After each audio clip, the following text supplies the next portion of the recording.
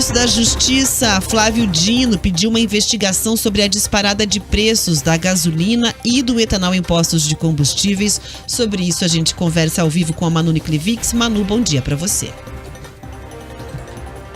Oi, Rafa, bom dia para você e para todo mundo que nos acompanha aqui no RN Dia Curitiba. Pois é, o Flávio Dino falou sobre isso ainda na segunda-feira, disse que entrou em contato já com o secretário nacional do consumidor e pediu uma investigação, uma medida imediata para entender essa situação do aumento de preços de combustíveis nesse início de ano, que tem sido relatado por consumidores, motoristas de todo o país. De acordo com o Dino, não existe nenhuma razão objetiva para um aumento tão expressivo no preço dos combustíveis lá nos postos para esse consumidor final. Então, para a gente entender tudo o que está acontecendo, ainda na gestão de Jair Bolsonaro, houve aquela desoneração dos impostos federais no caso dos combustíveis, então a gente está falando de PIS, de COFINS, isso foi retirado do cálculo do preço final dos combustíveis.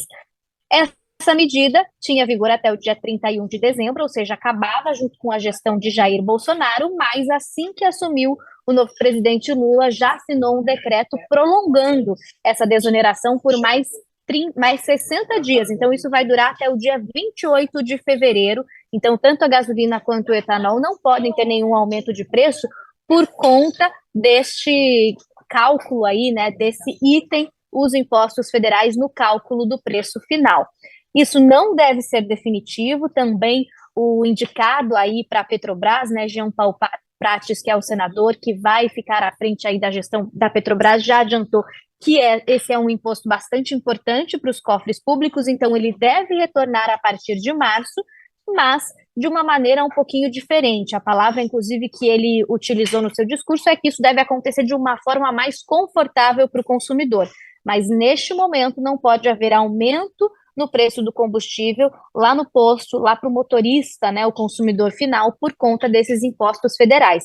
Inclusive, a gente aproveita para lembrar que se isso acontece, se você motorista aqui no Paraná vê aí em algum posto de combustível um preço muito acima daquele praticado no mercado, você pode fazer a denúncia também junto ao Procon.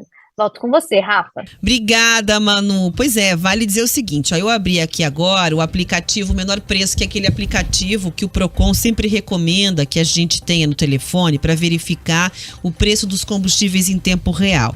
E aí, aqui em Curitiba, por exemplo, a gente tem, olha, 5,29, o preço mais 19, o preço mais alto que eu achei da gasolina comum. A média é 4,99, 4,95. Aí você consegue achar variações até 4,79. Você tem percebido, Pedroso, se alguma coisa mudou aqui na região de Curitiba, cidades metropolitanas, em relação ao preço dos combustíveis? O que eu tenho notado é uma variedade muito grande, de preço entre um posto e outro. Esse relato que você trouxe a partir do aplicativo do Menor Preço, ele tem se confirmado, pelo menos quando eu circulo aqui pela cidade, com a prática, Inclusive vindo para a rádio hoje, conversando inclusive com o motorista do Uber ali, mando um abraço para todos os motoristas de aplicativo que nos acompanham. Ele falava isso, olha, tá uma diferença muito grande, a gente tem que pesquisar porque tem posto praticando valores muito discrepantes, tanto na gasolina quanto no etanol, nos diferentes combustíveis. E agora, me chama a atenção essa postura do Flávio Dino. Vale a gente lembrar que ele é um político lá do Maranhão, e ele está adotando uma prática que quem é mais velho, não é o caso da Rafa, não é o caso do par da nossa audiência, mas quem é mais velho vai lembrar do Sarney, outro político maranhense que instituiu, quando presidente, os fiscais do Sarney. Eles tinham aquela pranchetinha e tudo mais. E o que eles faziam? Eles ficavam fiscalizando os comerciantes que aumentavam de preço. Teve até uma prática de tentar laçar boi no pasto, Rafa. Você talvez não vá lembrar, mas assim, eles queriam laçar boi no pasto porque não tinha carne, fornecimento de carne. Então eles achavam que os aumentos de preço eram porque todos os empresários, os agropecuaristas eram malvados, queriam explorar a população. Nada disso. O grande problema, quando você tem parte desses aumentos, se você entende que existe abuso, tem que denunciar algumas coisas assim. Mas, na verdade, isso costuma acontecer por uma falta de liberdade de concorrência, inclusive. Por exemplo, se você acompanha qual é a burocracia para você ter mais postos de gasolina, ela é imensa. A própria carga tributária que eles pagam também é muito grande. Então, se ele entende que tem um problema aí que eles estão praticando preços abusivos, na verdade, teria que tornar o mercado mais competitivo para que outros empresários entrem no setor e essa concorrência ela possa trazer preços menores. Imaginar que você colocar a polícia, colocar alguém investigando, você vai coibir, na verdade é viver com uma ilusão de que um Estado intervencionista consegue resolver todos os problemas. Então não consegue. É uma visão absolutamente deturpada. A gente brincava no Jornal da Manhã ontem que, escutando alguns dos discursos, eu chego a ficar precisando repor ali o desodorante, porque eu me sinto mofado. Porque o discurso dessas pessoas são tão mofados, tão antiquados, que na verdade eles estão descolados da realidade. Então é o seguinte, a solução para preço praticado por algum comerciante abusivo é mais liberdade econômica, é possibilitar que outras pessoas acessem esse tipo de mercado e não colocar a polícia. Eu acho que o foco do ministro da Justiça teria que ser colocar a polícia para prender criminosos de verdade.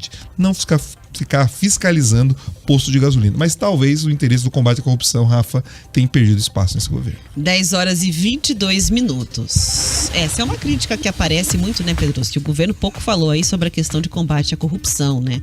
O governo que vinha dizendo que estruturou a Polícia Federal de maneira independente e também a Justiça, tanto que foi possível veicular a Operação Lava Jato, dar espaço à Operação Lava Jato. Até agora, pelo menos na área da Justiça, o Flávio Dino vem com esse tipo de declarações, né? A gente vem acompanhando a questão. Daqui a pouco a gente vai aprofundar também a promessa de desvendar aí o caso da Marielle Franco, mas do combate à corrupção mesmo, muito pouco. Muito pouco, é. Veja, pouco se falou. A gente tem que reconhecer as coisas, tá? A gente tem que reconhecer as coisas. Todo esse arcabouço legal de combate à corrupção, a estrutura da Polícia Federal, Ministério Público, várias dessas questões, elas foram de fato garantidas ali durante a gestão do PT. Então você não teve uma atuação naquele primeiro mandato do Lula, segundo Dilma, que tivesse um interesse em desmontar essas instituições. Pelo contrário, eles tentaram de alguma forma aparelhar essas organizações, mas foram eles que garantiram, inclusive foi durante o mandato da Dilma que inclusive a possibilidade das delações, dos acordos premiados acontecesse. Então, isso tudo aconteceu. Mas o que mudou de lá para cá, Rafa? Eles entendem que todas essas medidas positivas de combate à corrupção, na visão deles, foi um erro. Eles empoderaram demais algumas instituições e eles entendem que isso foi ruim para o governo. Ou seja, o que tinha de bom, eles estão fazendo uma avaliação negativa, e o que tinha de ruim, aí sim eles estão querendo reforçar. Então, querem reforçar o retorno do PAC, querem reforçar a volta de políticos nas estatais. A gente citava aqui agora há pouco o Jean Paul Prats, senador do Rio Grande do Norte, que vai assumir a Petrobras. Ou seja, essas práticas que são sim perniciosas e o mercado reage mal a elas, isso eles tomam como positivo. O combate à corrupção eles deixam ali guardado numa gaveta como se fosse o grande problema do PT. O problema não foi a corrupção, Rafa. Foram os instrumentos de combate à corrupção. Então você, em vez de curar a febre, você quebra o termômetro. É isso que eles estão fazendo. Agora, 10h24.